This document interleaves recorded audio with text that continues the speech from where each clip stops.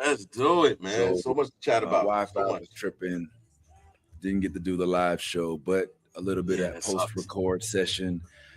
I have consumed a tiny bit of medicine, so I'm not as hype as I ordinarily would be, and I will continue to consume medicine as I am happily relaxing on a day where I haven't had a chance to do that for a while. But he was catching up. I was talking about how funny Joe Coy was at a show he went to last night, which is cool. I was thinking about the shit you was talking about with Joe to see. That's hilarious. And, yeah, I guess I think what you really wanted to talk about today, honestly, was the Boyz and the scenes from the Boyz that constitute redemption, one would say. I think that's what you really got on your mind. Revenge and redemption. Revenge and redemption. All in the same episode. And so, and also the fact that I was right. Yes. About one of the characters. You were. You know, so that did happen as well. But yeah, so what's going on, man? Just chat with me. What's happening? Man, yo, I did catch the Boyz over the week. And yeah, man, you kind of you can't hear me? Yo, you can't hear me? That's weird. I mean, you've been hearing me all this time, right? All right, go ahead. I hear you now. I don't know what happened. Oh, that's weird. But yeah, you're right.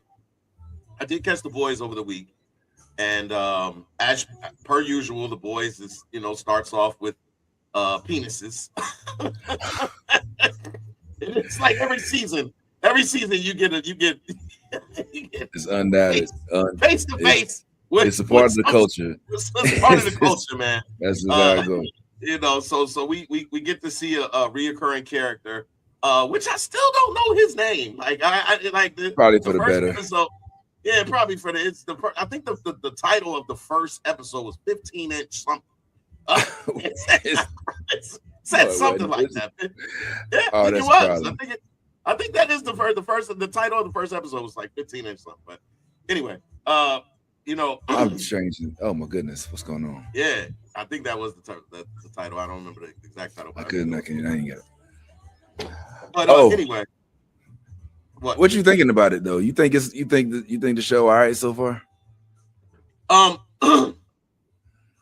Yeah, I do. I think it's it's right on line with the Boyz. I mean, like anytime we watch the Boyz, it's gonna be some questionable scenes. It's going to be gory. And there's always a possibility of someone imploding. And so we got all those things. I think these two episodes, I think the standout parts of the two episodes, at least one of the episodes, is the A-Train redemption arc. Which you mentioned in season 1, that was something that you were looking forward to, him having a redemption arc. At the time, I think I was against it. I think I was like, nah, that nigga's not getting no redemption arc. You know what I'm saying? Or whatever. He's just a dickhead. You know what I'm saying? So, but it turned out that you were right. And A-Train, from New Jersey, finally grew him a pair, and it was very refreshing to see him in that moment calm his fear and finally speak from his soul. And what he said to the Homelander hit Homelander harder than he thought it would hit him. You know what I'm saying? That to see him say, like, yo, what all this time, like, I was scared of you, but why? You're such a little man. You know what I'm saying?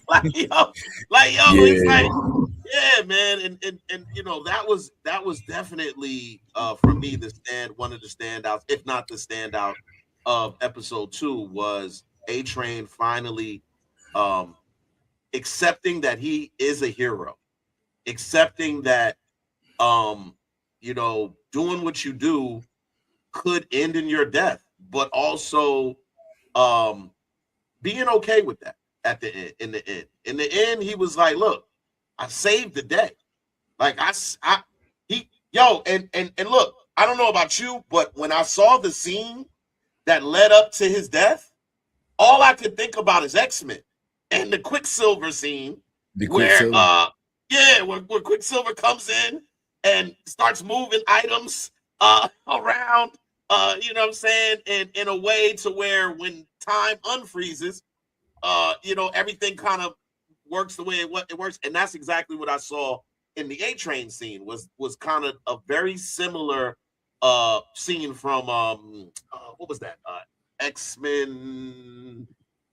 Which X-Men was that? That the Quicksilver scene You was talk about the First Class, I think it was. that First Class? Yeah, it might Or have been was it? First No, Class. no, no, no. I think that might have been Last Stand, the one with Quicksilver at the where he ran through the house and Yep. was picking people out and all that. Yeah. I think Yeah. Well, it that was it another wasn't scene Last Stand. that was another scene. But I was talking about the one where they were in the laboratory, and he just goes around the laboratory room and like fixes bullets, moves a bullet here and moves a, Mhm. you know what I'm saying? Yeah, that was the laboratory scene I'm I talking guess he about. must have did it a couple times then. Yeah, Because he I know did. He one did. He time did. He did. he had to escort everybody out of the house Yes. Yeah. because the house was blowing up or something. So Yeah. of Professor X's house or whatever. But yeah, I honestly was sad as hell. I might have to migrate to the actual studio portion to get all this done, but because it's shaking, but I ain't gonna lie, it's cool. I was a little, and from what I saw, it felt to me more like it didn't feel like it was supposed to be what happened to the character. It felt more like a way that he was written out due to circumstances, almost as if I'm not signing on for this amount of money. I'm only gonna do one episode. If y'all ain't gonna pay me, or kind of a scheduling. Nah, I'm doing this over here. I can't shoot it this time, so I ain't gonna be able to make it. Well, what we gonna do with the A-Train storyline? Well, either let's kill him off, or we got to give him some sort of excuse for not being here this season. So for me, that was what I read into it. Kind of like, because it was such a. I mean, they've been building up to his redemption arc since a few seasons now. Like he's been showing little signs of him slipping away from that 7 mindset. So it wasn't too alarming for me because I kind of sensed it. Like you said from I was like, man, this dude gonna redeem. But the thing about it is, like, for it to happen so suddenly in a premiere, it just reeked of like, yeah, we got. Well, a lot of things got ripped out. Like a lot of Band-Aids got ripped off in the first episode. If we could just say that out loud, like for real, like he actually died in the second episode though. Just what? Well, the premiere was 2 episodes though, was it? Well, the premiere is always the first episode. The first episode is the premiere, and then the additional episode. I was thinking semantics. Words. I mean, I'm just being honest. I mean, that's the fact of the matter is, a lot of shit was just out the blue. Like, whoa, okay, all that's happening right now. I think that I might be. I mean, the show somewhat mirrors Invincible, but chemical starts. Talking out the blue, just like, therapy. He's like, okay, bitch, like you've been completely mute for 4 seasons now. You know what I'm saying? And you just start talking, and you talk like TikTok and shit. Like, so that shit was kind of crazy. And I actually have a prediction with regard to the what's my man name? A-Train family, A-Train family storyline.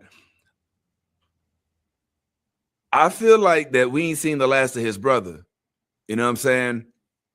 There was a small part of me at one point that was like, well, A-Train ain't dead for real. And there's a small part of me that still wants to feel that there's a hint of possibility that he could be returned to life. But for the time being, I don't believe it because we actually did see the body. Like they showed us the body, you know, and I don't mean the casket. Like they showed us the body and it was like, you know what I'm saying? However, fast forward to the most recent episode we saw the body of Soulja Boy. And at one point, Soulja Boy just sits up, even though he had been shown to us as dead. So showing us his body with his broken neck and showing us a funeral doesn't automatically conclude his complete ultimate demise. These are soups, and who knows what kind of powers they hold. Again, I'm not saying that to hold out any hope, but there's a possibility there. But just to kind of pivot to this arc I'm talking about, I feel like his brother, who was crippled or impaired, whatever, but you know, I got a sense that there might be there's a Kill Bill story in there somewhere. You feel what I'm saying? Like I feel like there's the potential for him to want to avenge his brother's death by taking some V and getting himself out of the chair and into the skies, or make himself some sort of fast running soup. Like I feel like we ain't seen the end of them because they went away too easily. You know what I'm saying? So I expect to see more when it comes to his character. But yeah, that kind of pissed. I was like, damn, man, this is gonna, you know what I'm saying? Dang. You know, like I would probably argue against that, and the only reason I would argue against that, Vince, is because if you notice, the brother's main concern is his family. Like right. The difference between, and when I'm saying his family, I mean his immediate family, his wife and his kids. Remember, he has a wife and kids. I think that with A-Train's dynamic was A-Train is a single black male. His brother and his brother's family was the only family that he had. And so his thing was protecting them above all, which was why the decision to come and help them after he had told them that he wasn't going to be able to help them was such a significant decision, because his primary concern going into all of that was, I need to protect my family. I can't do this. I need to protect my brother, because again, as you saw in the scene, he holds responsibility and guilt for causing his brother to be crippled. And his brother, told him, look, man, hey, man, you don't gotta feel guilty about that. Like, bro, shit happened. You know what I'm saying? I heard what you're saying, but this called an arc for a reason, right? It's not a straight line. Like, yeah, this is how he feels this episode and this season, but this is how he gets pushed into another mind frame. You know, the same way with A-Train. A-Train was an asshole. You and everybody else on the panel hated A-Train for good reason, because he was an asshole and he was running through people and he didn't give a fuck. But there was a reason at some point in time for him to start developing a different type of mindset. And I'm of the mindset that A-Train getting killed while trying to do some good for the world by an asshole who's running your family from hidden spot to hidden spot, and now there's no super fast dude to take you somewhere, might just make you have to reconsider your plan of attack or whatever that is. And I just get the sense that, this could be the opportunity. Like look at what happened in Godolkin, right? When old boy got killed in God bless the dead. When the young man who plays, what's his name, lost his life, unfortunately, in real life. Chance, right? So then they start to lean back on his dad's role, okay? Because he wasn't around. So his dad played a more pivotal, more prominent role to kind of fill the void that he left. I just sense that they're going to veer towards old boy. you know, to kind of be there around man milk and all that, you know. So I don't know. Man, mother's milk. Mother's milk. Man milk. Like man milk. Man, I don't know. Man milk is different. Soy milk, is nigga, I don't know. Different. Almond milk, nigga, whatever his name is. I don't know. Nigga. So yeah, I get the sense that could be one possibility, but again, you know, it's real unpredictable. What was not unpredictable was the fact that he was going to get that my man, what's his name, Mother's Milk was going to be able to get his get his get back, bro. Hey, listen, if a dick ever do you wrong, you better stab that dick in the head, bitch. That's crazy. That shit was nasty as hell. I almost couldn't watch. I almost couldn't watch that shit, man. When he grabbed it, oh, dog. I was like, no, nah, not them putting the dick out there, not him whipping people with it. He was out in the yard whipping people with it. I was like, come on, dog. Not just in front of everybody, just whipping people with it. Like, they really have no couth in that writer's room. You can hear Seth Rogen like, so what I want is like a guy with a giant penis, right? And he's gonna like use it. He's gonna like whip people. You know, we're gonna put him in like a internment camp. And he's gonna whip people. He's literally gonna whip. You know, I don't even know. So Seth, that is interesting though. Seth Rogen is a part of both of these projects, is he not? Yes, he is. Yes, he is. Yes, he is. He is? I didn't know that. If I'm not mistaken, Seth Rogen is one of the. Yeah, I think he's. Didn't he actually play a character on here too at one point in time, like for a brief? I'm definitely not sure about that one. I don't. Yeah, I didn't. Yeah, I think I'm sure he's like a producer. I think so. Well, yeah, him and Evan Goldberg. Yeah, let me see. Evan Goldberg. Yes. This is something I thought was the. Nope. Crispy. Yes, Seth Rogen is an Evan. Yeah, here it is right here. Oh, here. Okay. I knew it. Yeah, and so the similarities and the crude nature of the humor is kind of evident. So yeah, as you see here, Seth Rogen is the executive producer of The Boyz and has made several cameo appearances as himself in the series. He, along with partner Evan Goldberg, helped develop the show, bringing the comic series to TV. Hey man, hey, that's what's up. Yeah, so that so makes sense. We were talking about how it mirrors Invincible. Well, Seth Rogen literally is doing the same thing with Invincible. He's found a lane, you know, he's comfortable in this lane. Even voices one of the main characters, Alan, now in Invincible, which I'm sure we'll probably get to in a little bit. So yeah, just little interesting little things kind of putting together. Shout out to the New Blood Order. They're my people. That's right. So what I do have, I don't know if I have complaints or if I'm just. Oh, by the way, we're gonna have to talk about you staying out of the fantasy. Yo, your girl just came back completely all the way on me last night. It was cool. Oh, I did. I did see that. That was interesting. Yeah, it's good, man. I'm happy for her. She might beat me this round. We'll see. Hey, man, look, that's your get back for what you did to me last week. What I didn't do? When our Contra got 36.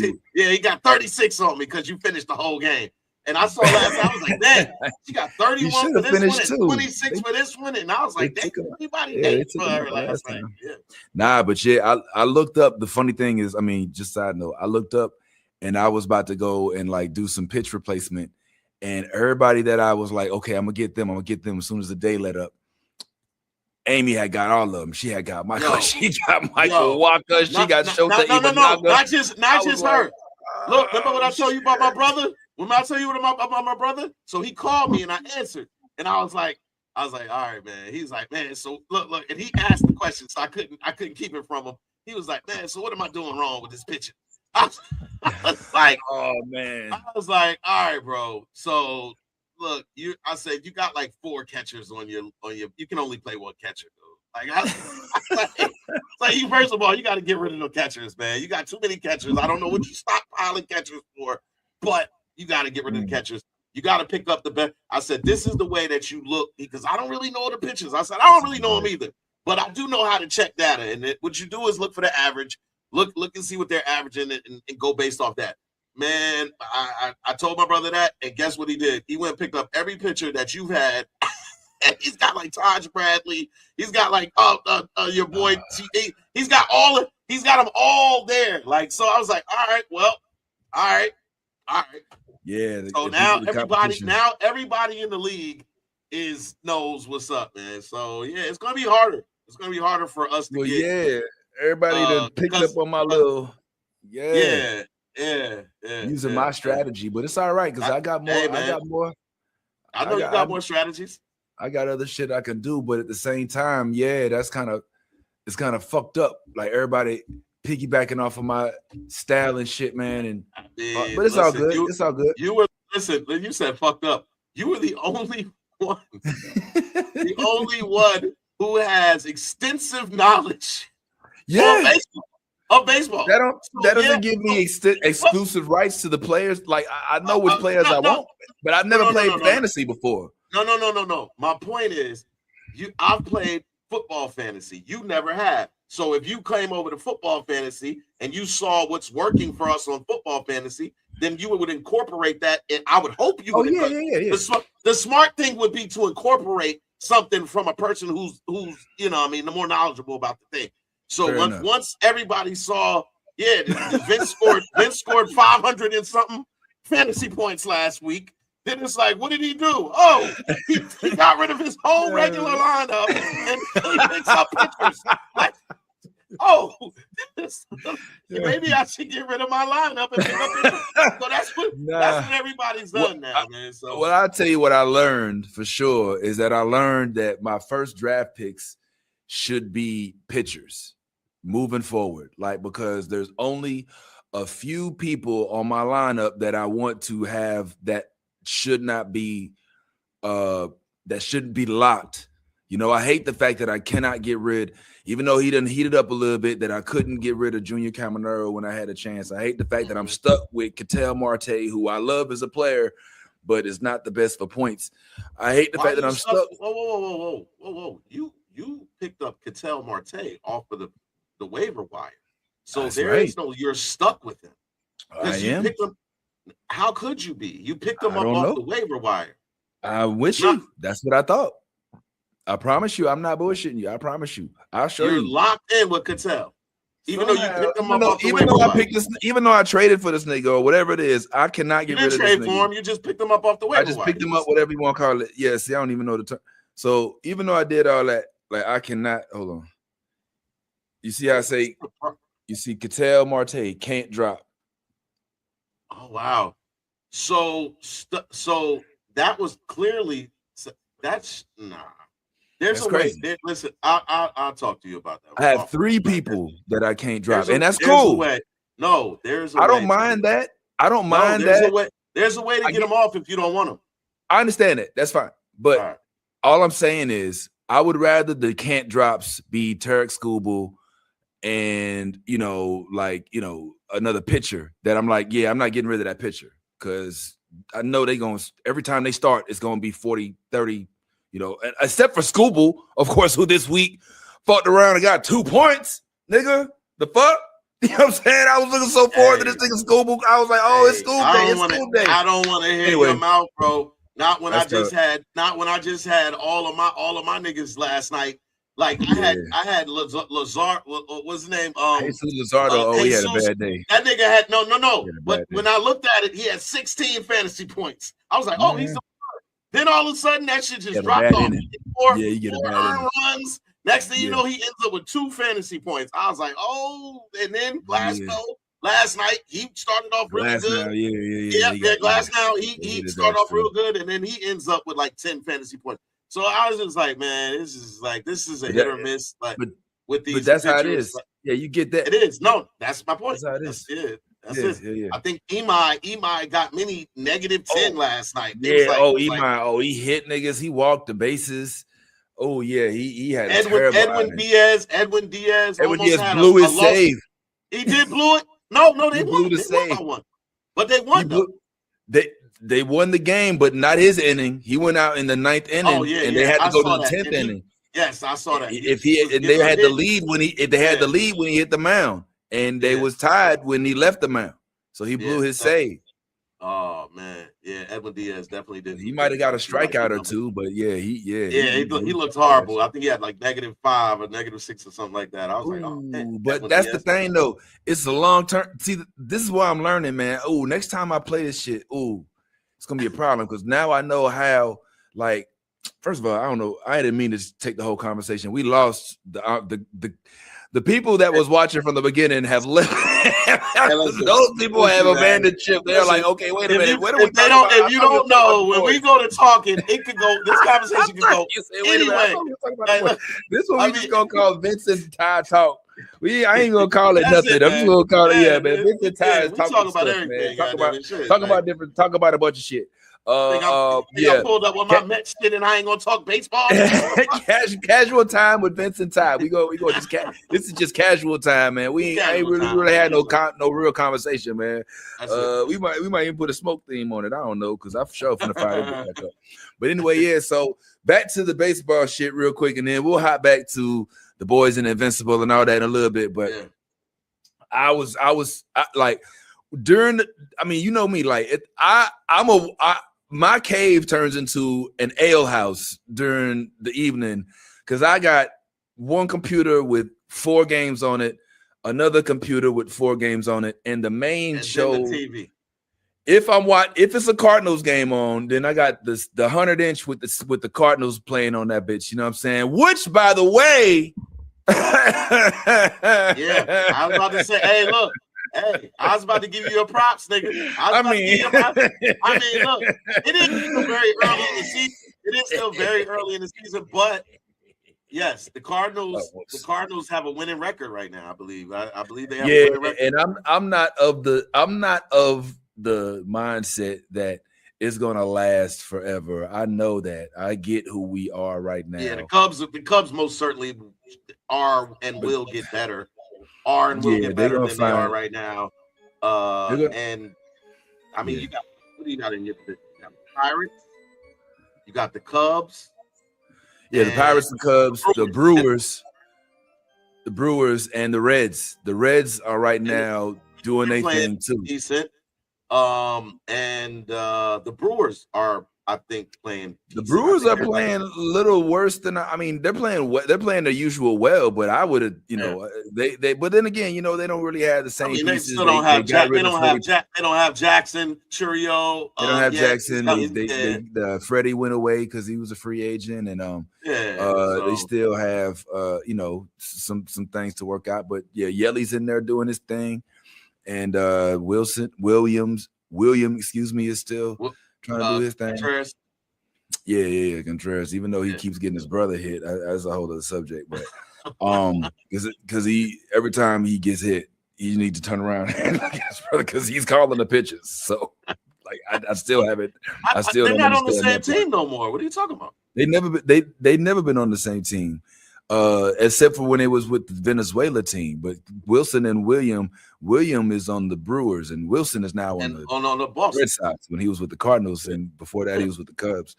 But yeah, he's been hit by the Brewers 24 times, but his brother was the catcher. Like, look, what's up, bro? Like, wait a minute. He need to turn around and hit his brother in the mouth. That's what he need to do because he keep calling for inside pitch. You know what I'm saying? I mean, we know he has hit his brother in the mouth. He's just not in public. Man, I be watching. You saw I talked to Wilson, man. Hey, look, them dudes love each other, man. But I do feel like some of it is showmanship with Wilson, but not for real because with Wilson, what people got to understand is the reason why he went ape shit last time he got hit by Milwaukee is because last year in one of his games, not last year, 2024, he had to miss during their half the season because he got hit on the hand. Now, one time it wasn't get hit on the hand, it was him putting his arm because he was catching out to be hit, and I think it was JD Martinez that actually hit his arm right while he was trying to steal a strike. But the other time he just got hit in the hand and had to stay out for the rest of the season. So he's like cautious about getting hit because he think it take money out of his pocket. So especially right in that cantankerous position they got him in, where he's essentially kind of like standing in for what's his name? What's the first baseman name again? the dude who's out, who's always injured. I forget the first baseman name. But stand out for him until he comes back, if he ever does come back. Until then, he's supposed to be like this new pop instead of the whole, like the Boston Red Sox looking terrible. Anyway, but to the fantasy part, to the fantasy part, I'm probably not. I don't know if I'm gonna win this week. I'm just gonna keep it real. I don't know because the secret's out, and somehow Amy done booked all of the. I don't know when she's doing her selections, but she's getting up, and before me, she is getting the hot pitcher for the day, and I'm like, all right, well, I'll get. Yesterday, I picked Luis Hill. Because Luis Hill was the rookie of the year in 2020. I know who Luis Hill is. And Luis Hill ain't played baseball. He ain't played baseball. Right. He was in the minors. Yeah, but he still is Luis Hill. I thought, goddamn. I mean, he's got to work back up. He got to work himself back up to it. Like you can't expect. That's like me expecting Jackson Churio to come off of IL and smack 2-3 home runs and 6 RBIs. Of course, I don't expect that. Of course, I expect him to work his way back into the lineup, work his way back into getting his back and timing up. And that's just an expectation with anyone who has been out of something for a while. Same thing with any other sport. I just told you before, and I say it again. This is not a sprint. This is a marathon. It's a very long. We still got a very, very long season. The point I was making though wasn't about Luis Hill. It was that I had to pick Luis Hill because everybody had picked all of that whole strategy is gone now. So I gotta do differently. And well, no, you don't really. Let me tell you something. What I'm noticing is that regardless of the pitchers that you that you get, because notice that you said, this was all that was left. Well, regardless of that, I think you're only down by 5? And that's because you have your base lineup has players that are getting 5 and 6 every single day. You picked up Chase Abrams. You picked up Josh Walker or Jordan Walker. You picked up you picked up, you got Freddie Freemans. You got dudes that are scoring 5 or every day. Everybody else's players, they might get like 1, maybe 2 people that are getting multiple, and then everybody else gets like 1, 2, 1, 2. Yo, you got multiple dudes that any night can get you double digits as a hitter. But here's the problem though. Okay. The truth of the matter is, here's the problem is position players are too inconsistent. Just by nature. That's the nature of the game. So you can't really count on them like that. So like you can only really work with who's hot at that time, but they could go start cold. You know what I'm saying? I don't know if you remember last year, Kyle Schwarber was like 0 for 18 until he had a game where he hit 4 home runs. But if you had him on your team, you had to sit there and watch this nigga have negative points for weeks at a time. You know what I'm saying? If he was on your fantasy team before he has one game where he goes ape shit.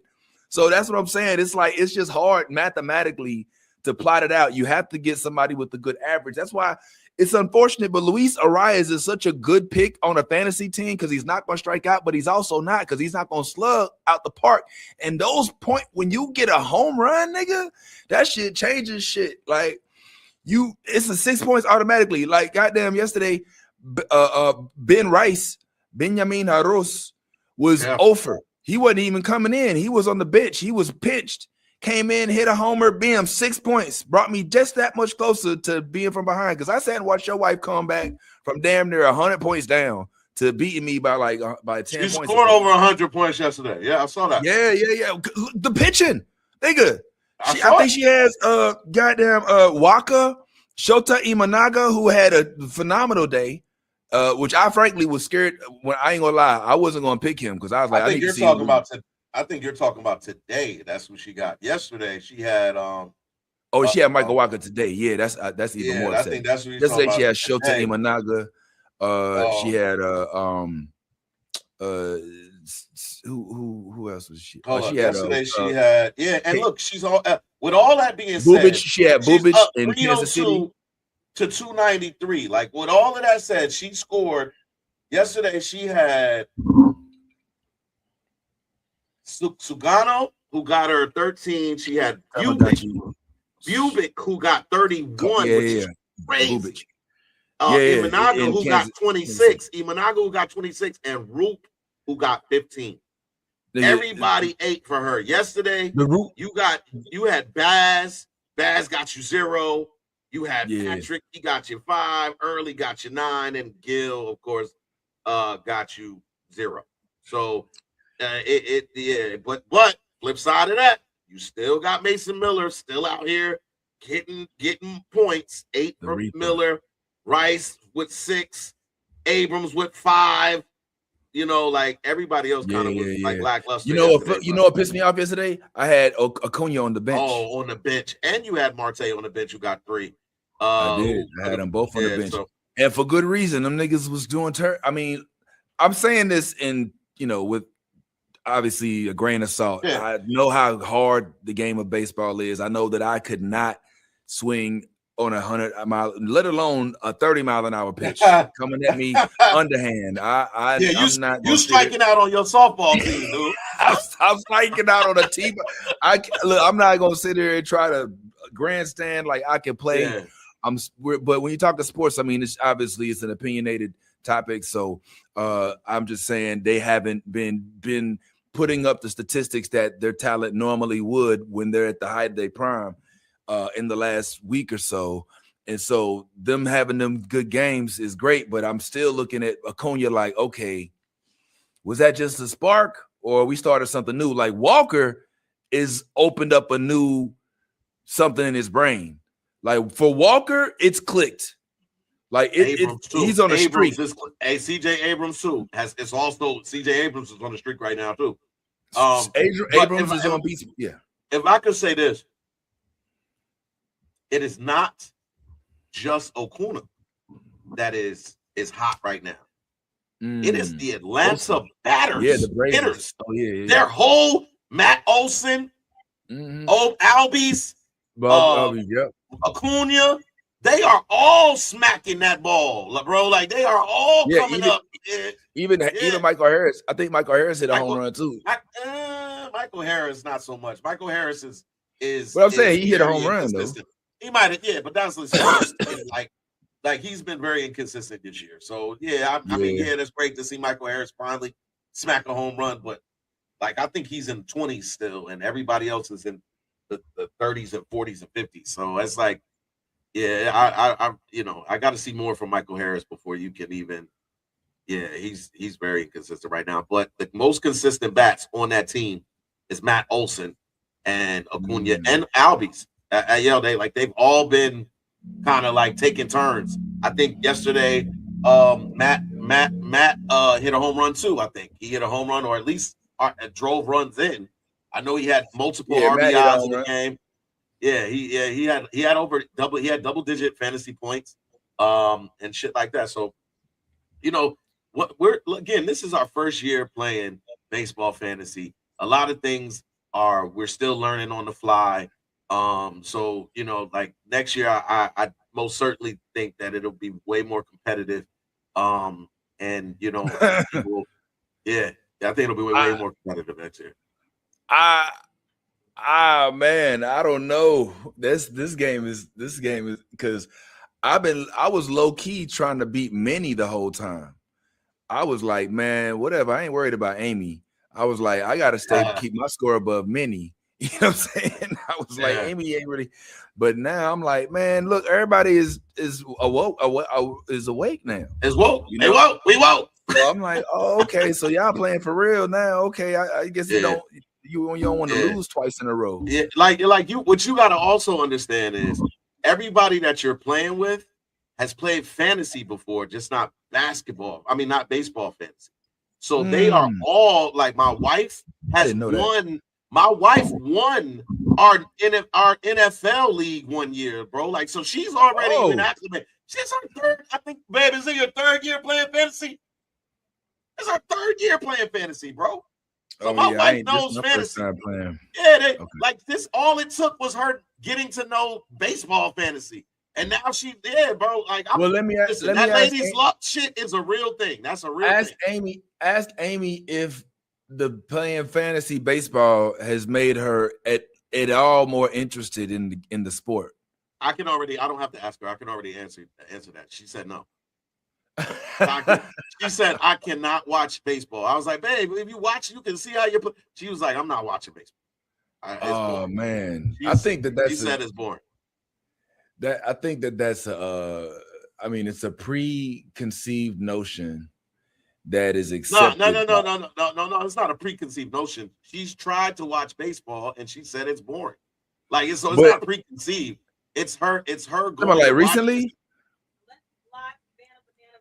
She said unless it's entertaining, like the Savannah Bananas, which we can't get tickets to. Well, you can, but it also, I think, depends on the circumstances surrounding baseball. Like, I would wonder if she would, if at a WBC game, like the Dominican Republic versus Venezuela, like, I don't think that's as boring. Or if it's the Dodgers versus. It's not. Listen, you're missing what I'm telling you. She doesn't want to watch baseball unless the entertainment factor is involved. The Savannah Bananas dance on the field. They do flips. They do all kind of shit playing around. It's like the Harlem Globetrotters of baseball. They do all of that. That's what intrigues her, and that's what makes her, like, that's what keeps her attention. Her just watching baseball inning after inning after inning, she says it's boring. So I just have to go with what she's saying. Like, she's very adamant about wanting to see the Savannah Bananas, but she's like if I say, hey, let's go see the Braves, she's like, no. Like, I'm not going to watch the Braves. All right. Yeah. She's like, I'll go for the snacks. Well, I mean, even you would admit that baseball is almost a completely different experience when you're watching it in person. Like, being as a stadium attender, especially in the New York area, like the stadium going experience is a different one from the basketball and the football experiences, and in that almost every other play, there's foul balls going everywhere. You have the opportunity to either catch or get hit by one at any point in time. And I don't know. I just figure. I can only speak to being a fan of these things. So being a fan constitutes me wanting to see these games live anyway, because I'm fans of the sports. She's not a fan of baseball, so I can't project, anything onto her that I know is not there, despite me knowing that I enjoy the experience. All right, well, let me interrupt you. Let me back you up. I wasn't asking about her. I was just saying that you would probably attest to this. I can attest to it only because I'm a fan. Like, if I wasn't a fan and you took me to a game, it wouldn't matter whether it was live or not if I'm not a fan of that thing. So that's what I'm saying. Yes, I can attest to the being on the field, having the opportunity to catch a ball. Is like, because I think when we go to the games, we're so and then good seats too. Doesn't hurt either. You know what I'm saying? I know if I go to a game with you, we're gonna have some pretty damn good seats. So we're gonna be pretty close to the field. We were so close to the field when we went to the Mets game. I could have yelled at Pete Alonso and been like, "Yo, Pete!" I could have been like, "Yo, Pete," and Pete would have hurt me if I had been like, "Yo, Pete, we love you, Pete." He's like, "Hey, we love you too, man. Hey, what's that?" You know what I mean? Like, you know what I mean? So there's a feeling that comes over one as a fan, being in the presence of these stars that one admires and looks up to.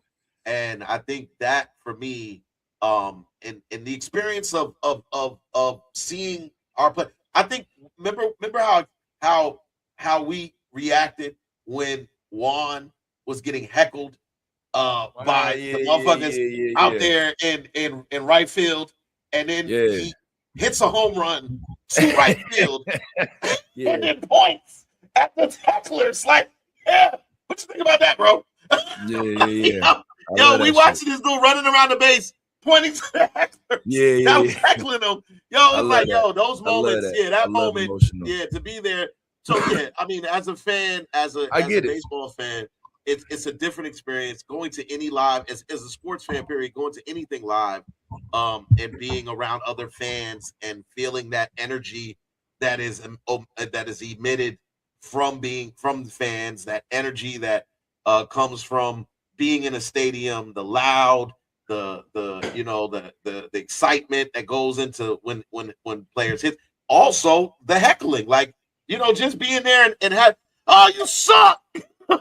Like, you fucking suck, Judge. You suck, Soto. You know what I mean? Like, all of that comes along with it. I like the dudes that be sitting behind the umpire and call him Blue the whole time. Come on, Blue! Oh, that's a terrible call, Blue! Oh, you're blind, Blue! Blue! Oh, come on, Blue! Like, if you ever watch a game, you'll hear this one at every stadium. It's come on, Blue! And I started doing that shit. I went to a couple games in spring training, and I found myself looking at the goddamn plate. The freaking when they would call it a ball or something. I'm like, come on, Blue! Blue! Oh, man. I got both pitchers in this game right now. I got Casey Mize, who's a pitcher for the Detroit. He had a terrible outing last time he was out, so hopefully he fix that. But he had a terrible. He's like a number 3 or 4 pitcher in their ranks. I think it's Tarek Skubal, and then who's the other one? Tarek Skubal, and then somebody else. Yeah, and then Jack Flaherty, and then Jack actually looked good his last outing out. He didn't look too good the outing before, but last outing out he looked pretty decent. That's crazy because I think he went 6 innings, and I think he gave up 1 run. I think he might have gave up 1 run in 6 innings. So go ahead, Jack. Jack's the biggest thing is his control. Yeah, Jack's biggest thing is his control. Jack has every pitch in the book. Jack has every pitch in the book, but his control. Sometimes he throws that bitch, and you be like, "What the fuck, Jack? What are you thrown to?" Yeah. So yeah, I think once when his control is good, Jack is a really good pitcher. Even though he's older and he's on his way out. I hope he's not on his way out. Well, I mean, Jack is like what 35? He's 30. No, Jack's only 30. Yeah, I could have sworn Jack was older than 30. Nah, okay. Jack's 30. All right, cool. Yeah, he might even have just turned 30. But yeah. I think Jack is he's fun to watch because he talks to himself, and he does have a twisted pitch mix, but yeah, you're right. The control factor is the thing, and that is going to be something he's got to work with as he gets a little older. But I don't think I think what he's going to have to decide is whether or not he's going to be willing to move to the bullpen. If he's going to be another Marcus Stroman. Stroman. If he's a starter, because Jack probably. I think he's on the last year of his contract. I think he only got a 2-year contract for Detroit. So if he's going to be up for the trade block when the trade deadline comes in, if there's a trade there's going to be a trade deadline. There is going to be a lockout, but it's going to be a trade deadline. I wonder if he would accept the possibility of going to a bullpen. I see Steven Matz. He's gone through this whole period where he was traded. We acquired him in St. Louis, and then we traded him to Boston, and he was in the bullpen, but now he's a starter for the I think the Rays or the Marlins, one of those two, one of the Florida teams. Like, it might take sometimes just being willing to cooperate with some teams to get to where it is you want to be. Listen, I don't know. If Marcus Stroman hasn't shown us one thing, he's shown us that what happens when you don't cooperate. And you wind up with no team. You wind up on no team. You just wind up out there on the market and having no value because like I think he's probably nobody's playing with picking up Marcus. Nobody's picking up Marcus. Well, there's overseas, in different places, there's Asia, there's Europe, stuff like that, and even South America sometimes, but the pay is incomparable, even if he does get picked up. But yeah, I mean, point taken, like if you're a starter, it's not the words, it's the starts. It's we're looking at the starts. You can't just say I'm a starter and then go in there. And in all honesty, if he had not said that in that moment, he might have. Because between me and you, do you think that Marcus Stroman at this point in time is reconsidering whether he would go to the bullpen? Do you think that because he said he wouldn't go to the bullpen? Do you think that if somebody offered Marcus Stroman the right contract right now, but to go to the bullpen, that he would still turn it down and say, no, I'm a starter? That's very dependent on his financial situation. But I think that Marcus Stroman, based off of what I saw, which is him standing on business, challenging an organization like the Yankees, which is that's crazy. Like you're in the best organization in baseball according to a lot of analysts and whatnot. And for you to stare them right in the face and say, I'm a starter and I'm not going to the bullpen because I'm a starter, despite you not even playing in the playoffs the season before, is crazy work. Yeah. So, maybe he's still crazy. I don't know. He did play. I mean, just before he was pitching. He didn't play. You're right. He wasn't on the playoff roster. He wasn't on the playoff postseason at all. Yeah. No, he didn't. He wasn't. I'm just saying he didn't. It wasn't like he didn't. He didn't get cut. Yes, he was still on the roster. He was on the roster, but he wasn't in the building. He got a couple starts too before the season. So I just wonder. I mean, again, I also remind folks that Garrett Crochet said the same exact thing. All right, and was, people criticized him too. So I mean, but he did end up starting, and he starts right now for the Red Sox. But when he was with the White Sox and they was talking about trading him, he was like, "Nah, I'm done with the bullpen." So it's not like he's you're literally comparing apples to oranges. Garrett Crochet and Marcus Stroman are opposite polar opposites. Marcus Stroman is nowhere close to the pitching. That's my point. The point is when Garrett Crochet started, one is a starter. He put up quality starts. And one thinks he's a starter. he put up quality starts. He had the stats to back up his shit, that was the problem. When they gave Marcus the keys to the car, he wrecked it. And he had to go back and humbly give him the keys back to fix this. It was so like, fuck this car. But it's fucked up because Marcus has been good. He has been very good, Vince, like that was like early, like when Marcus Stroman was good. 2017. You know how far removed that is from. Like this is 2026, bro. Marcus hasn't put up really good numbers. 2023. He was he was subpar. He was subpar. Yeah. Like Marcus Stroman has not looked like a starter since 2017.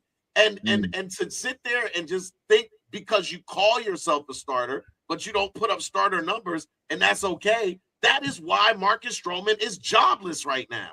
Like I think it's you're delusional. You're delusional is what you look like. You look delusional when you say to an organization like the Yankees, I'm not going to play in the bullpen because I'm a starter. I'm not going to play. I won't play unless you start me. And then we give you that. We say, all right, you know what, Marcus? Fuck it. We don't have a choice. We'll start you. And then you get in there and you shit the bed like he did. Man, you think that other MLB teams didn't see that shit, which is why Marcus Stroman doesn't have a job right now. The only way Marcus Stroman gets back in the MLB is if Marcus, if every team has a tragic loss at pitcher, and then all of a sudden you're grasping for straws because you need pitcher. And I don't even think they'll do it then. I think they'll just go to their farm system and just pull up. Hey, man, it's time for you to come up from AAA. But Marcus Stroman, his days in the league are over, bro. I don't even see him contending in the Japanese league or any of these other leagues. He's not good enough to play in the Dominican league. He's not good enough to play like, yo, no, he's not. No. I disagree, man. I disagree. I think Marcus Stroman, it's not his talent or lack thereof that got him out the league. People are willing to work with somebody who has problems pitching for a moment. What I think they don't like working with is people who bring negative energy, bring attitude, certain kind of attention, who are unwilling to do what it takes to win. And I don't mean like just I mean like if they ask you to move to a different base and you don't really want to, because it's your right. I.e. Rafael Devers.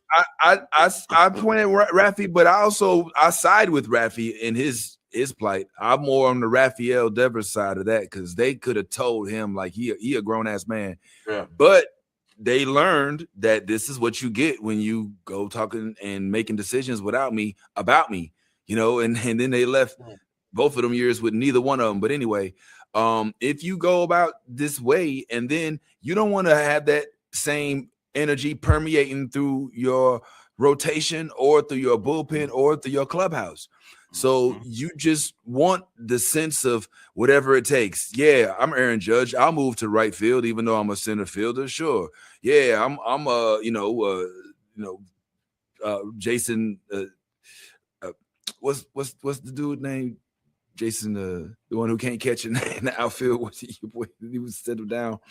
For the Yankees. For the Yankees, yeah. Jason. Dominguez. Dominguez, yeah. I can play the outfield. It's like when you put special skills on the application. Plays outfield, sure. Yeah, I play outfield. He gets outfield. Yeah. Like, wait a minute. You know who does that? You know who does that, Vince? You know who does that? A person who needs a job. A person who needs a job. That application be like, I managed. I did that. But it's like he goes. I mean, it's not like he just started playing. He's had to play. But anyway, it was hard to watch. I mean, O'Neal Cruz too for a couple of times this year, but I see he's starting to redeem himself. Yeah. So O'Neal. I just think that he's redeemed himself. That's a strong. I said he's starting to redeem himself. I don't know if he's even started to redeem himself.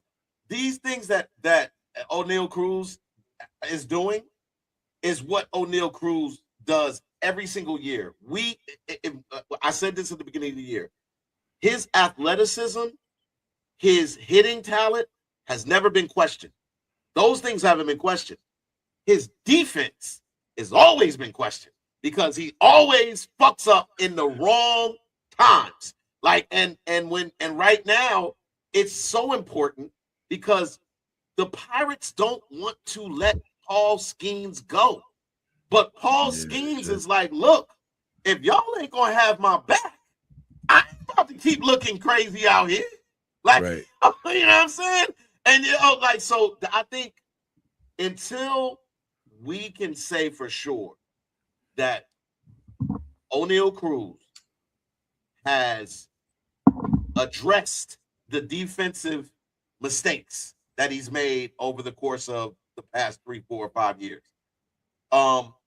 Until we see that, then I'll be ready to be like, okay, he's now showing us the thing because the hitting is there. I mean, when I mentioned him in the beginning of the year, I was like, nobody picked up O'Neal Cruz. He was like, oh well, it's because he's got hair. I'm like, but the nigga still hits, and he still steals bases. He still hits. He still, So that is the thing, and I think if we were playing in a fantasy league where errors counted, O'Neal Cruz would be on the bench and would stay there. He would stay there because I mean, like, yeah, absolutely. Not that we meant to make this a baseball talk, man. You know what I'm saying? But I always enjoy talking baseball. But yeah, man. So a lot of shit. Yeah. All right. Well, I'll tell you what. jump back on this real quick, and then maybe we'll jump. So this last episode of Invincible, right? Oh, yeah. And then maybe I'll let you about what happened on Daredevil right quick. But it was cool, but it felt filler. You know what I'm saying? It kind of low key felt a little filler to me. It was a good, necessary filler. You know, I wasn't upset with it. It wasn't like I was like, oh, this episode ain't good. I ain't feeling it.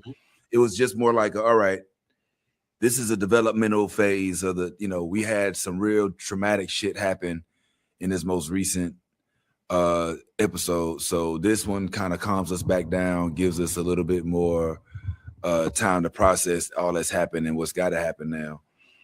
And I don't know. I thought you would have enjoyed this episode. I thought you specifically would have enjoyed this episode because you have a thing for character arcs, and I think this is speaking more to the character arc of the father, Omni-Man, Nolan, and that he is still trying to prove to his sons that he's changed. And you know, he's already kind of had to talk, and you know, like he's still, you know, trying to convince Mark that he's changed. But I think Oliver has been kind of neglected and not really had that opportunity. And this was the opportunity for Nolan to build up the relationship with Oliver as well. And if you know anything about storylines and TV shows and the things that we watch, then you know that whenever they do something like this, tragedy is about to befall.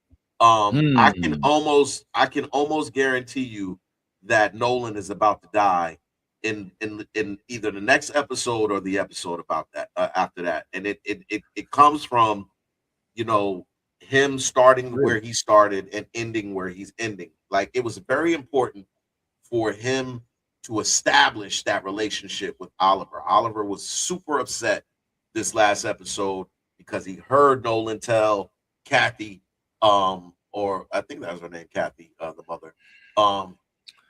But he told her that old girl didn't mean nothing to me. You know what I'm saying? Typical male shit. You know what I'm saying? You try to get back in. You're like, that doesn't mean nothing. She not like, it was never be you, baby. You know what I'm saying? Like, and she was like, yeah, nigga, whatever. Get the fuck out of my house. I got a new man. Yeah. And he treats me right. So this episode was Nolan kind of putting the pieces back together, or putting the pieces together, because not back together, because they were never together. But putting the pieces together in order to now have a relationship with Oliver. So it came in the form of training. It came in the form of us working together, trying to get your brother back alive, Mark, which it's still things to me like how Viltrumites regenerate and how this all works, because like we watched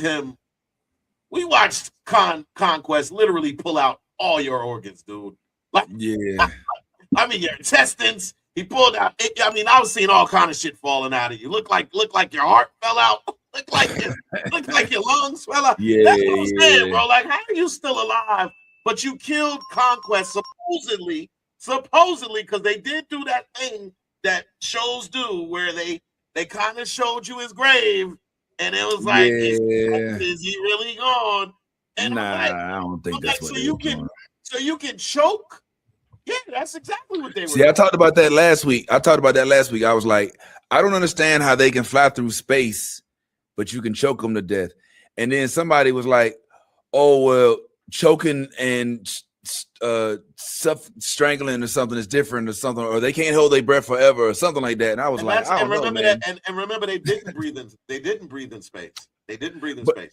They were. So I didn't know They were okay. So I didn't know if they was holding their breath or if they could just breathe in space. So they were holding their breaths. Remember, well, that, like at this, like what happened was, Oliver had got hit, and at one point, and breath went out, and so yeah, Nolan rushed. Yeah, so he was like, head for the planet.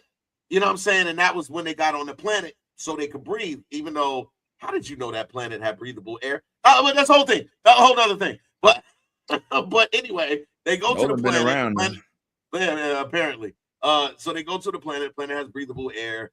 And here is the the story unfolds with Nolan now just being alone with Oliver. Oliver expressing to him, "Look, when you came back, you didn't even ask about. You didn't even care." He's like, "No, I wanted to get my lady back." You know what I'm saying? And once I figured that wasn't gonna happen, then whatever. But I think this was more than a filler. This was, again, the building up of the relationships, because remember, they went from hating him to now Oliver and him are pretty cool. They done developed a rapport with each other. They done trained together. Oliver's gotten stronger. You know what I'm saying? Like they ate they were eating the food, eating the bug that they was killing, and eating the eggs and all of that kind of stuff. And it just leads me to believe that Nolan's time on the show is coming to an end. And I don't know if it's going to be this next episode. I don't know if they wait till the finale, but Nolan does not make it out of this season. Oh wow! Yeah, man. Nolan doesn't make it out of this season, bro. I don't know about all that. You're gonna see. Somebody gonna die, whether it's Nolan or Oliver, but one of them is gonna die, and I'm leaning towards Nolan. Oh damn! Yeah, I don't see any of that happening. That's crazy. Wow, I think I guess Nolan. I see what you're coming from. I guess I see where you're coming from, though. It would make sense for him to have this quick redemption arc right before. It's essentially mirroring the A-Train situation, huh? To an extent. Absolutely. Oh wow! And the fact that we did draw the line between the writers, or at least the producers of the shows, and the similarities between these shows, it would potentially lead to, if somebody's on their apology tour, having a come to Jesus moment, so to speak. Yeah, the next step in this formula is to kill that person off. Tragedy, yeah, because think about what Nolan means to Alan, what Nolan means to Mark, now what Nolan means to Oliver. You kill this man, it only increases their rage, the need for revenge, and they're just the overall killing aspect of it. You know what I'm saying? Because Invincible is a show where, yeah, like we've fully adopted killing people now. Like this is Mark was at this, like in the last season, Mark was still at odds with killing. You know what I'm saying? He's already killed somebody this season. He's now killed 2 people this season. If Conquest is actually dead. So that, I feel like that's kind of been lifted now. So now he's like, all right, it's the fate of the world. I got a kid on the way. You know what I'm saying? Well, he doesn't know that he's got a kid on the way because I don't think she told him. But I got a lady that I love. I promised her I was coming home. So I got to do whatever I got to do to come home, which is why he killed Conquest, which was why it was so important to watch this man get his insides ripped out all the while he choked the life out of this man, despite him getting his insides ripped out. So, yeah, I do believe that Nolan, his days are numbered. Wow. Okay. We'll see. I don't know. That's crazy. Yeah. It makes perfect sense, like you said, but I hadn't even considered that option. All right. So shit. All right. Well, fuck that shit. I will leave that on that. What about what's going on in the Daredevil world? Okay, so we can go ahead and get straight on into it. Where's my spoiler alert? Spoiler alert, spoiler alert. So do you think she spoiler alert? You've seen it all the way, right? I have. Okay, so do you think she's hurt or do you think she's dead? Well, she's definitely not dead. She was Really? definitely hurt. We did not see her die. We saw her ailing with a piece of glass in her forehead, which I do believe is going to mess with her brain. I think that she could become like a vegetative state. It could be because he's not going to let her die. So I think he's going to do everything in his power to keep her alive, despite her being in a vegetative state. One of the things that stood out about his wife was her intellect and how she handled things. She's the more cerebral. She takes the more cerebral approach, as him taking the more violent approach. And which is what we saw in that episode when she went to the governor and talked to the governor. The governor said, I cannot endorse your husband, but I can endorse the husband and the wife. I can endorse his wife. So because of you, I'll endorse. He can get my endorsement because of you. I don't know if that changes now that she's not in the picture per se. But I don't think she's dead. I do think that the glass did penetrate her skull and penetrate her brain possibly, and that in some way, somehow it's going to change her mentally. So I think that's going to be. What I also think it changes is the Kingpin. I think the Kingpin now, before the Kingpin was worried about optics. He was worried. I think that goes completely out the door now. The optics of a thing is not. He's going to fully. This is the transition from Fisk to the Kingpin. This is him reverting back to the Kingpin. We saw the Kingpin in the first and second season of Daredevil. Right. And then he became Wilson Fisk, who's now a businessman, an entrepreneur, and wants to be the governor of the city. And so there is optics involved in a position of authority like that. But I think that completely goes out the door now. You attacked his wife, his precious, the thing that he holds the most dearest. And I think that the rage takes control now, and the Kingpin starts to really show people he doesn't give a fuck. Like I don't give a fuck.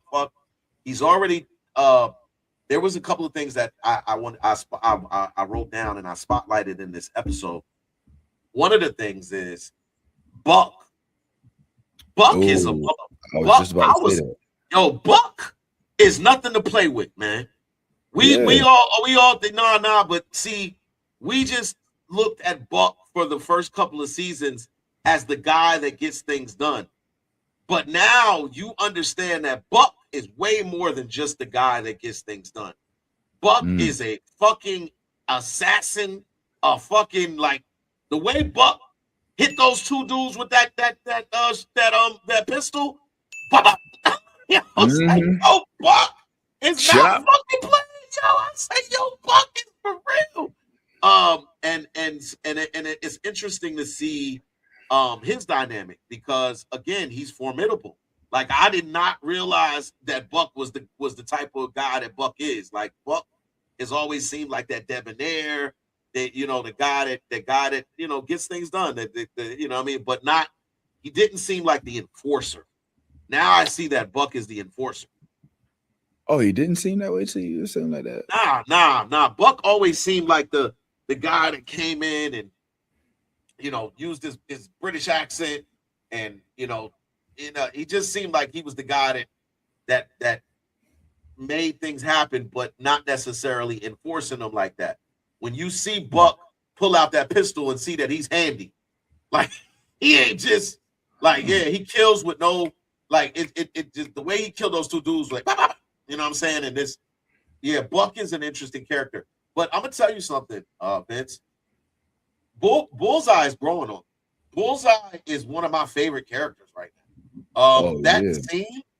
That scene in the diner where he Oh yeah. orders a banana milkshake and looks over and sees that there's silverware, looks over and sees that basically he was like, oh, I got ammo. All right, cool. He calls up the task force and kills him. He kills one guy with a spit wad.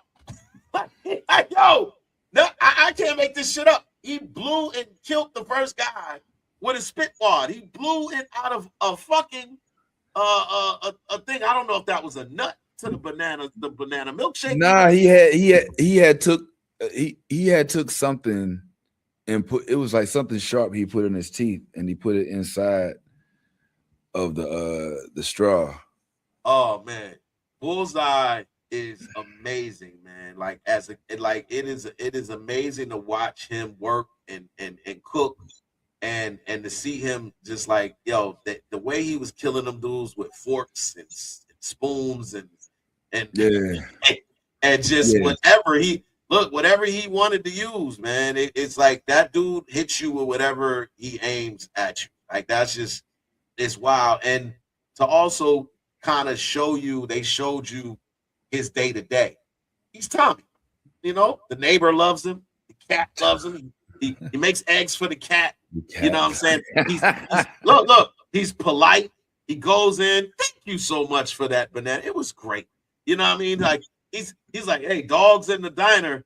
That's unsanitary. Like, don't kill me. I'm one of the good guys. It's like, yo, look, bro, this is turning out. He's turning out to be a guy, a villain that I don't even know if I call him a villain because I feel like he was trying to explain to Daredevil that I didn't want to kill your friend. Like this lady did something to my mind, and I'm just getting my mind back. But because Daredevil has such rage and has such anger and revenge set in his heart because you killed his best friend, you don't want to hear what this man is saying. Damn right. He said, I want to do the thing that you won't do, and that's kill Fisk. I will kill him. Yeah. And I'll help you. I'll do that for you. I'm supposed to trust you though. You know, like you literally killed my best friend. So I get why Matt is like, yeah, I hear you, man, but I'm not about to co-sign on this. For you to like try to frame me or some shit. Like he don't know like, who he's working with. So yeah, in this particular instance, I can understand why Matt is not about to just sign off on his little sob story about him not having control or he just wanted to get free. Okay. So why did he save Bullseye's life? I think he's being Daredevil. He was supposed to be the guy who values life over everything. At least I think, I don't know. Maybe he saved Kingpin's life too. You know, he's just a dude that saves people's lives. There was a reason why he did the saving of the Kingpin's life. I think he did that because of the relationship with his at the time girlfriend and Fisk, and how there was already I think there was an idea out there certainly that Matt and Daredevil might be the same person. That was already circulating. And I think he did that in that moment to discourage that idea. And it actually worked. It actually worked because in the last episode before this one, Buck came and said, so Matt Murdock is Daredevil. And Kingpin said, nah, no, he saved my life. He saved my life. Nah, I'm saying? So he kind of discounted what Buck was saying because he's like, nah, if that was Daredevil, why did he save my life? No. That's not what happened. Daredevil being Matt Murdock being Kingpin knows that Matt Murdock is Daredevil. Like, he knows this. But what what's his name wanted to do was he wanted to go ahead and expose that to the streets so that he could be ousted as Matt Murdock, who is also Daredevil. But Kingpin was like, nah, that makes Daredevil into a hero. Right now, he's a terrorist. You know what I'm saying? And now, if you're gonna make him into the guy who's actually a blind dude who's done all this stuff and saved my life, then nah, I don't. He's like, he's a hero. He's like Daredevil is a terrorist. It's like Matt Murdock is a hero, and that's when he smiled. And that's when the next thing he did was he said, "Hey, we just want to thank Matt Murdock because he's a hero. If you've seen him, can y'all find him? Can y'all find him? You know what I'm saying? And even Matt Murdock, and Matt Murdock was like, that's smart. Brilliant. You know, he was like, he got me.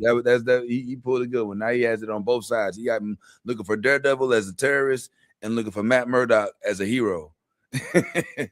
All right, yeah. Now I see what I see what you're saying. He did do it like that. Yeah. I got one thing that I wanted to ask you about because this is really bothering me, right? So this season started off kind of weird in the way of his relationship with what's the red-haired girl's name? Oh, I'm terrible with the names of the she used to run the law firm with him. I thought that was was it Gabriella or something? No, it's not Gabby.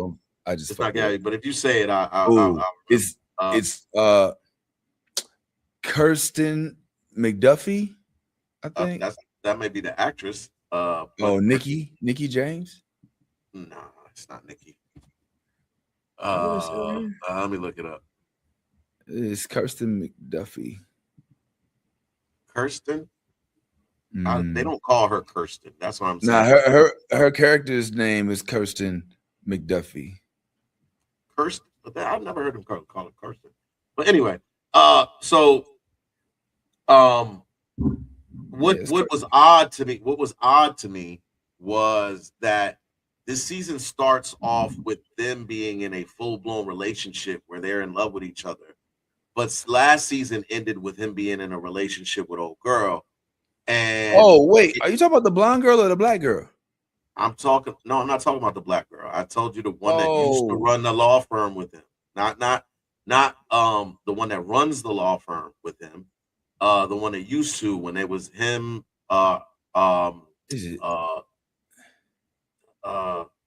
hey, man, I'll tell you. Hold on. You talking about him and Foggy and her. Yeah. Dang. All right. Here, Amy. I say it's Amy. Pull it up. I could have swore it was like Amy. No, it's not Amy. It's not Amy.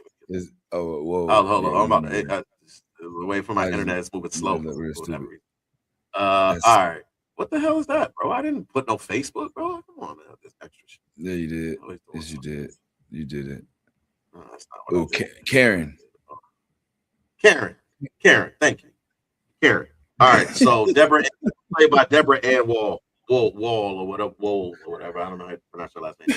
But so my thing was like the way they started off the season with the relationship between him and Karen, where they're all in love now and everything like that. But the last season, it ended with him being in a relationship with the old girl, which is the psychiatrist. Like it didn't. It kind of like it just there was no like setup for it. It was just like, they're in a relationship. Whereas I've always thought that there was something going on between her and Punisher. Well, it's something. Yeah.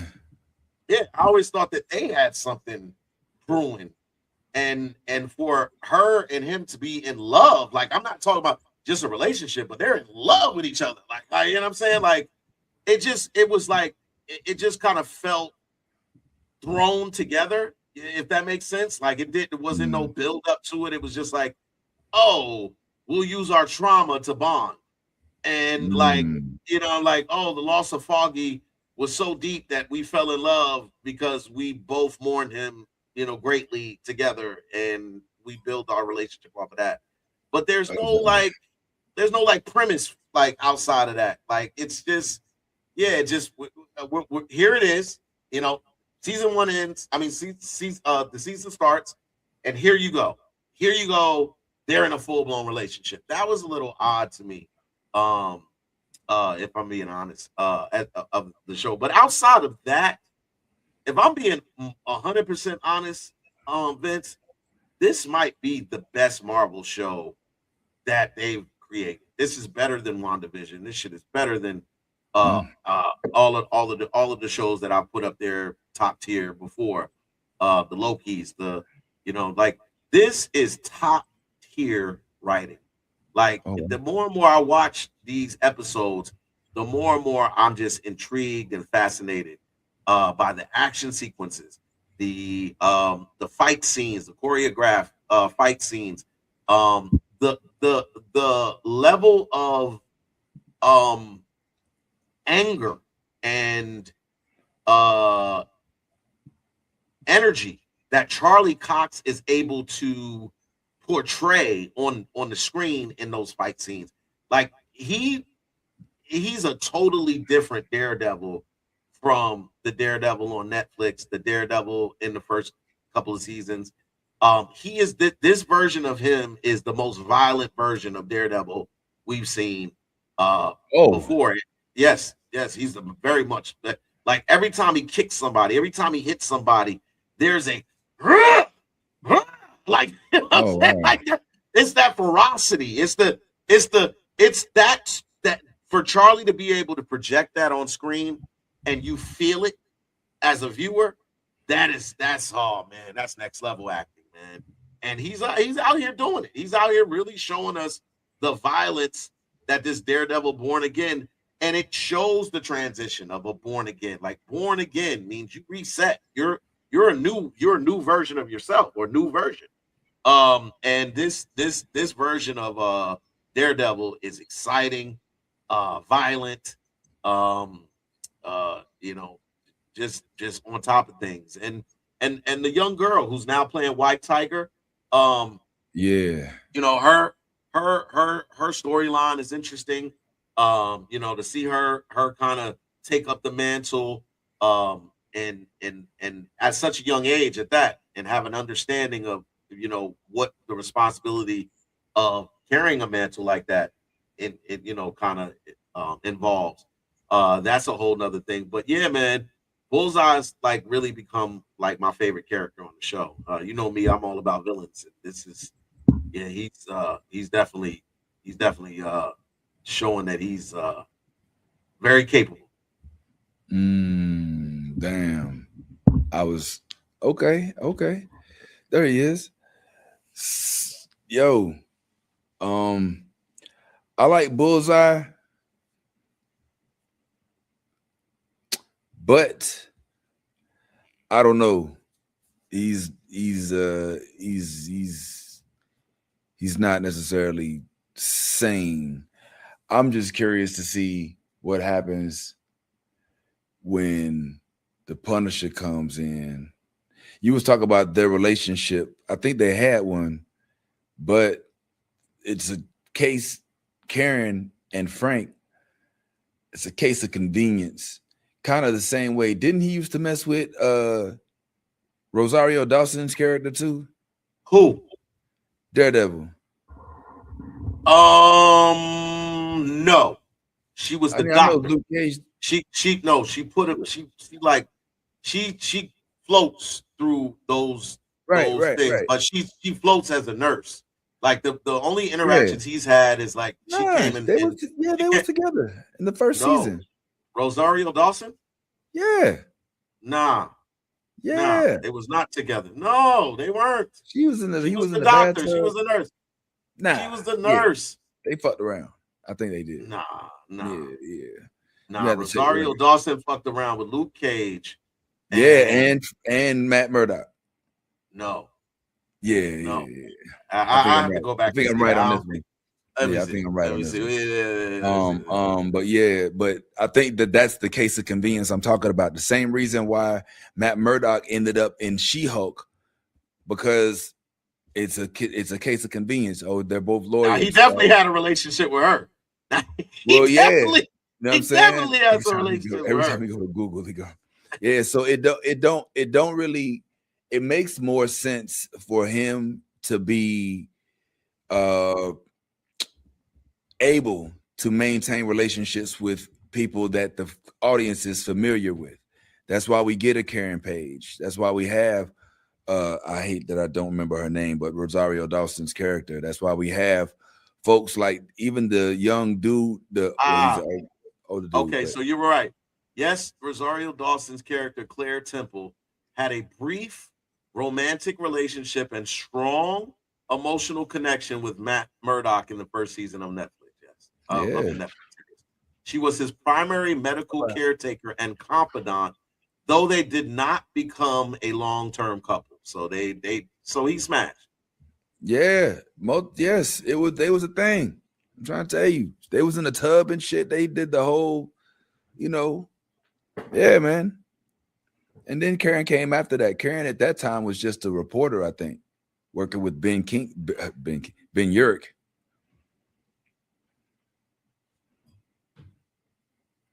In fact, I think she actually had a different love interest at the time. Another dude that was at the paper that got killed. This tall white dude. Who did? The dude that Amy was with. I mean, Karen. Karen. Yeah. Okay. Yeah. So yeah. Apparently, this is just a Ferris, not a Ferris wheel, but a merry-go-round of relationships in the Marvel universe. It apparently they pass each other around. So it's a rite of passage. Yeah. So Rosario she had a very short thing with him, Daredevil. She had a thing with Luke Cage. When you want some coffee. Yeah. He's like, I don't drink coffee. I forgot about that. Yeah, she did do that. Yeah, so he's had a thing with her, and they kind of moved past that because then Luke started trying to date the black cop who wound up losing her hand. Yeah, that's Misty Knight. So he started dating Misty Knight. Luke Cage also smashed Jessica Jones. Luke out here laying it down. That's it. Luke is out here laying it down, bro. Luke's like, look, hey, I get it where I fit in. It's my duty to please that booty. That's it. That Luke shaft. That's it, man. So but yeah, I forgot all about the Claire Temple relationship and whatnot. So yeah, they had it. But it's just so yeah. I just thought it was a little bit surprising to me that Matt is now with old girl Karen. It's not surprising to me. I feel like they established a deep enough connection for it to last multiple seasons, even if there's time between the seasons, even if there's people between the seasons. I feel like they've got it to a point where she's the one, even so they walk away because he tries to, he always used the excuse of like, I didn't want anything to happen to you.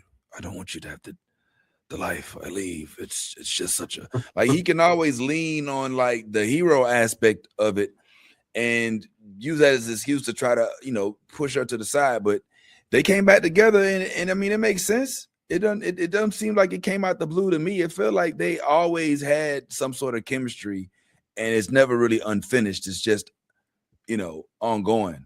I don't know, man, because the last season when Karen saw Punisher again, it's always this sexual tension between those two. Like it's like and strong sexual tension. Because remember now, when you talk about somebody that won't let nothing happen to Karen, then you talking about the Punisher. The Punisher was like he was protecting Karen so he goes hard for Karen. So it's gonna be interesting. You're right. What to see how that relationship affects their relationship. And when I say their, I mean Daredevil and Punisher. I don't think it's really that big a deal. I think that, I mean, I hear what you're saying. I think there'll be some quirky comments, but I don't think it's gonna be like, Red, you took my woman, Red. You know what I'm saying? I don't think it's any of that shit. I think it's just, he's like, oh, so she's happy now, huh? Type, like, how when Marvel did that happen? He's like, so Karen, huh? All right, so Karen. Surprise. Thought you guys were just friends. Thought you was just friends. Yeah. Oh yeah. Well, does she still do that thing with the you know what I'm saying? Like, you can see Frank being an asshole, like, so yeah, she wasn't doing that before you met, right? She wasn't doing that before. So he said he dropping dimes. He's like, yeah, so I hit that. The whole dead press thing. That little thing she do with her tongue. She do with her. She wasn't doing that before you left. Nah, that's funny, man. That's funny. On back this way. But yeah, I'm particularly interested in how far they're gonna go with the young white tiger thing, because it feels like they're trying to string it into a spinoff to an extent. I mean, like, I feel like I'm getting that same vibe of crossover character potential for her character, where she's somebody who you may see in a Ms. Marvel or in the Young Avengers, or like the storyline is an introductory storyline. Next generation. Yeah, you know what I'm saying? That gives time and room for growth, so she doesn't have to be completely fleshed out in this. In fact, more than likely, we'll probably won't see her, as some people probably want to see her in full uniform or in a costume. I doubt we see that. If we do, it'll be like a bullshit first original prototype type version of her costume. It's not going to be something that we say, oh snap, oh look at that. It's going to be like the first time we saw Ironheart's costume in Wakanda, we was like, most of us was like, we did that, but it got better with Ironheart, that series, even though I know everybody didn't really much like it. I think we're gonna get the same thing with this young lady. And I think her costume will be the same costume. I think her aunt, the same person who didn't really want her to take on the mantle, because she wants to protect her, is going to be the same one who takes her uncle's costume and makes the necessary adjustments for it to fit her, and then we'll present it to her at some point. Because if she's active, matter of fact, you even see, if you just saw that glimpse right there, they just showed you the white tiger mask, so she's going to she's going, look, you just saw it. So that's from the first season though of Born. Oh, well, that was from Old Boy. That's when the Old Boy put it on before he. Okay. So I do think that you can see what they're doing. Yeah, I do think that the aunt will be the one that makes the necessary adjustments for it to fit her. Yeah, it is cute. But I think that it in terms of inclusivity, having a Puerto Rican hero, since we don't have a Miles yet, so so people like to see themselves on screen, I'm saying, and she's from the barrios, not I'm saying, she right there in Brooklyn, I'm saying, and like, so So I think this is important in terms of Marvel's um outreach, not I won't say outreach program, but for them to try to reach another demographic. And so people like my homie Minnie is surely appreciative of them actually having a Puerto Rican play a superhero in Marvel, because he's been very vocal about America Chavez and how they didn't they didn't do her right. So it's real out here to some people. Here's what I'm wondering. I'm wondering what kind of hero they're gonna make her into. I'm wondering if she somehow stumbles into powers, or if she's gonna be like, because I'm not sure. Stumble? Yeah, stumble.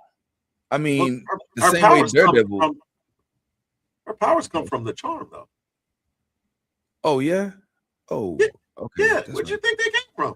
I didn't see her much use no powers. I didn't see nothing. She has the okay.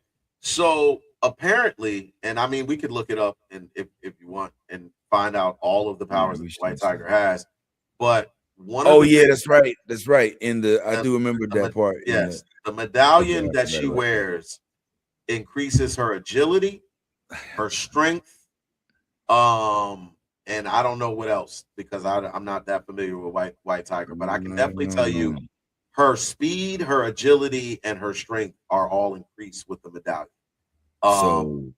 So which is why she was able to maneuver at night, running and what I'm saying, all you see was like, you know what I'm saying, and then next thing you know, there's tire slash, there's she's taking a bag of guns and all of that. Like she would not. Her little ass would not have been able to carry that big bag of guns if she didn't have some type of enhanced strength, because guns are heavy, for those who don't know. So especially a bag full of guns. There's definitely that, and I think that's what you're going to see a lot of is the agility. I mean, if I'm being honest, because these are all. What did we describe them all? These are all street level heroes. These aren't these aren't the Thors of the world. These aren't these are street level. So a lot of the street level heroes, their powers are pretty basic. If you haven't noticed, like Bullseye, right? It's he throws at. But does he really have a power outside of that, other than accuracy? No, he doesn't. He kind of just has accuracy and has some level of hand-to-hand combat. Daredevil, does he have any innate powers? No, he just has enhanced senses, and he was trained in martial arts, by sticks. Luke Cage, he's got super strength. I mean, Luke Cage he's bulletproof. He actually has powers. That nigga, that's not no street level shit. He's like super strong. Yeah, he's super strong and bulletproof. Bulletproof. Well, he's more than bulletproof. He's supposed to be invulnerable, but he's more than bulletproof. Well, shit, they sure put a hole in his ass in that second season, but that's on. I get your point though. Like, like Jessica Jones, even though she got super strength. She's still like, you're like, all right, well, like outside of the super strength, what else do you do? Like you pull up to the Avengers, like, all right, what else? Like that's kind of a thing. Like that's a prerequisite. Like you can fly. Else you bring you can fly. And I drink too. She like, and I drink. I get lit. They're like, all right, and she breaks beds. That's her claim to fame. I break every bed. I'm actually looking forward to the Jessica Jones introduction, and I don't just mean whenever it is that she appears, since we don't have the season, whenever she appears in the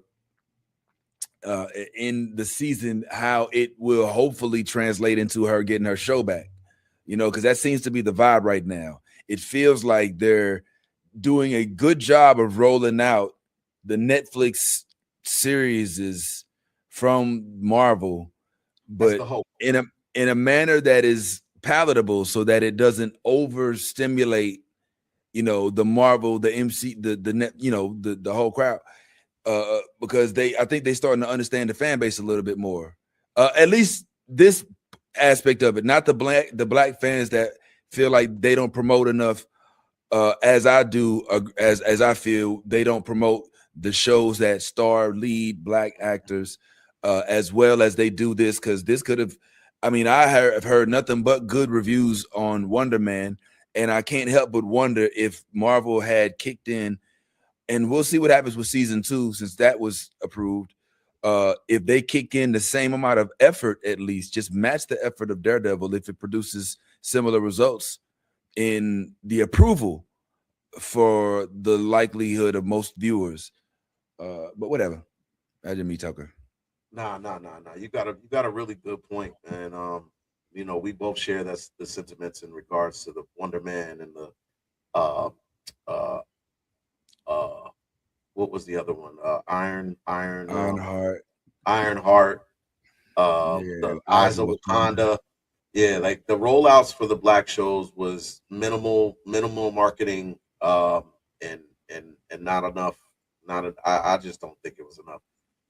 But the way that they've done Daredevil, even down to the drop in the first episode and then dropping the second two episodes the following week, which again I feel like somebody needed to be fired. They know they were supposed to drop all 3 episodes first week. I think they did it right. Well, I mean that's I guess. But the way that they did that, which is it does separate the way that they did it with everything else. It makes this special because they did roll it out a kind of different way than they've rolled out, previous seasons of other shows. But I can see why this is like kind of like their money, the big money. This is the big money production. This is the one with the Charlie Cox. I think Charlie Cox has proved that he's a phenomenal actor. I think that's like there's I don't need to see him in anything else to realize that this dude is a phenomenal actor. I think just seeing how he's able to convince us, even though we know he can see in real life, but the way that he projects it on screen, that he's blind, he doesn't miss a beat. Like he does that shit so well. And Vincent D'Onofrio, I mean, what do I need to say other than his name? I mean, Vincent D'Onofrio at this point is he's Hollywood, royalty at this point. Like he's been in so many good roles and so many good movies and so many good TV shows, so many like Vincent. I just can't say enough about how good he does everything. And just you got Barenthal, John Barenthal, who plays really good, angry, everything. You know what I'm saying? Like that's his claim to fame, is just being angry. And I just think the cast is just really phenomenal in terms of just the overall cast, man. Like the actors and actresses that are a part of this production is what makes it so good. Like I said, I'm over here giving props to all of the characters that I said, but I'm also telling you that Bullseye is becoming one of my favorite characters. Like, you know what I'm saying? Right before my eyes, I'm watching this dude, body this role. And I'm like, yo, this is interesting. I'm here for it. And look, to see my man Shaggy. Shaggy, bro. That's fucking Shaggy. Hey, yo, that is Shaggy, bro. That is Shaggy on here. That's Shaggy. Like that's also that's also what's his Ghostface from Scream. From Scream. That's where I know him from. Yeah, but it's Shaggy. He plays Scooby. He's played Shaggy in Scooby. You just know him as Shaggy. I mean, but to see him involved in the Marvel universe, and and another person that they brought in. You know, it's pretty cool. By the way, he just went viral the other day. I don't know if you saw the video of him chasing a would-be robber down the street in his underwear. Nah, for real? You serious? I swear to God, it's on Instagram. I swear to God, he was it was on TMZ. He was chasing his Ring camera or something caught it, and somebody was I don't know if they tried to break in or he caught him in his house or whatever the case may be, but he chased him down the street in his underwear. And as he's chasing him, you hear him say, "I'm getting closer. I'm getting closer." That's a movie, man. That ain't happening. No, that's not. No, that shit happened for real. Like, you think I'm playing? I'll show you. I just had to. What's his name? Matthew Willard. All right, watch this. You think I'm playing? This dude yes, you found it? Nah, man. They roughing up a picture that I picked. Damn. Oh, well. Yep. This nigga getting his ass. He about to get took out. All right. Matthew Willard. Matthew. Damn, they finna take his ass out. Willard. Get his ass out of the game, man. Goddamn. Willard? Yeah, no, that's not his name. Is it? Yeah, Matthew Lillard. You said Lillard? Lillard. Oh, okay. Matthew Lillard. I thought you said Willard. I might have said Willard. My bad if I did. All right. Lillard, Matthew Lillard news.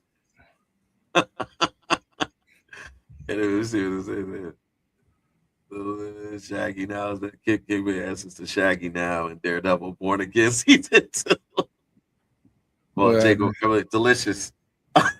he called Jacob Ellerdy delicious. His wife scolded him. You don't call him delicious. I'm not calling John Waters defense. Okay. Hey, delicious. Chasing Intruder. Matthew Lillard chasing Intruder. So it is. It is a. Look, man. Okay, so maybe it was fake news. Chasing Intruder in his underwear. Yeah, okay. Maybe it was fake news. Yeah. Oops. See. Oops. I mean, look. Look. It's up here. I mean, I'm not typing it in. It's already up there. It says Matthew Lillard chases Intruder off his property in his underwear. So, but when I go to do it, it says did not match any news result. Oh, okay. Maybe that's why. Maybe what?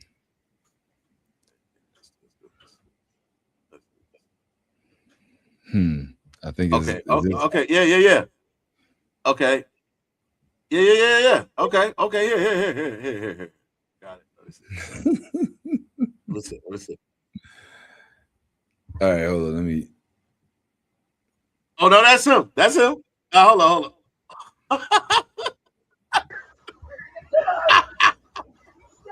Hold on. Let me share screen.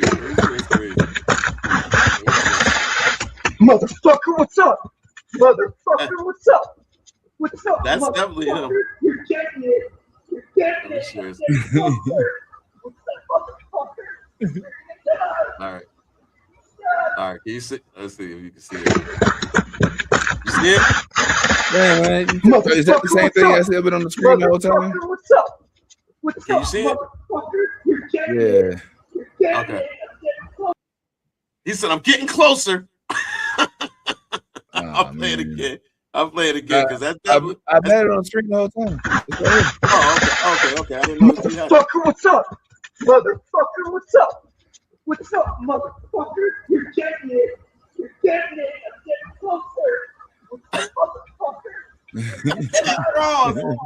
He said he chased the intruder out of his property. He's like, "Get you, motherfucker! What are you gonna do?" Motherfucker, what's up? Motherfucker, what's up? What's up, motherfucker? You're getting it. I'm getting closer. I'm getting closer. You're getting it. You know he gonna stab his ass as soon as he get his boy. He gonna scream, stab the shit out of his ass, boy. Motherfucker, what's up? And you know what? Your mom was no Smith. What did he say? Your mom was no Sharon Stone, man. Hey, yo, the fact that he's able to run like that on ice, in dude, the snow in his drawers. So, in his drawers, like, yo, Motherfucker, what's up? Wow, that's classic. That's a real That's a real that's G a real right thing. there. That's what I'm telling you, bro. Ooh. And look at the comment section. The comments like, yo, being chased by Ghostface. Oh man, that's man. So yeah. What the comments say?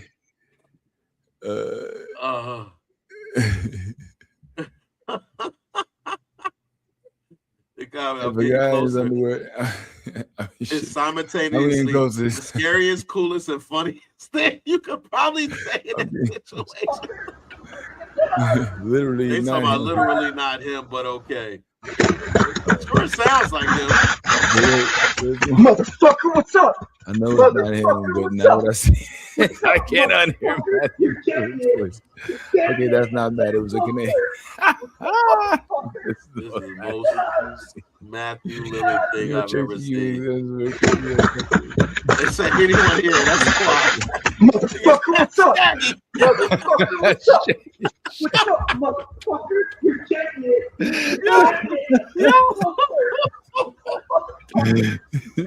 That's hilarious, bro. That's hilarious. So it's not him. It's not him. Damn, but that's how fake news get spread. God damn, they really, all you gotta do is put it on a sign, on something like that, and people just run with it. And what, and it's on the, what site is this? Breast. You said what site? I mean, I honestly saw it on TMZ. Dropped what's up? This is on YouTube. Somehow this shit got me on breast. What the fuck is this? I don't know what that is, but this is I saw it on Instagram yesterday, and I think TMZ dropped the video, and showed him chasing the thing, whatever. But man, we live in an age of AI, and it's so easy to voice over people, and it's so hard to believe. So it happened. Good looks for him. About his house. Shout out to the AI. It's happening. It's coming. Oh man. All right. Well, hey man, let me go ahead and end this one right here, man. Listen, if you watch this, I'm sorry. No, I'm not, man. We were just kind of playing, man. We was just talking real quick. This wasn't to be taken serious. It's just back. This should be like for membership only, but we might release this possibly. Man, I'm feeling kind of cute. Might delete later type thing. Stop feeling kind of cute. might delete later.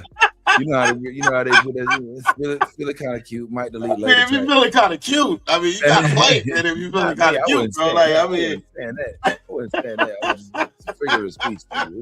Whatever. Anyway, so as always, be yourself, authentic self. We'll be back next week though, for real. Talking, and we got this young man coming on the show soon. So make sure y'all stay tuned. This is one of the greatest podcasts, and you know what? Fuck that. These guys are fucking awesome. They my niggas to the end of time.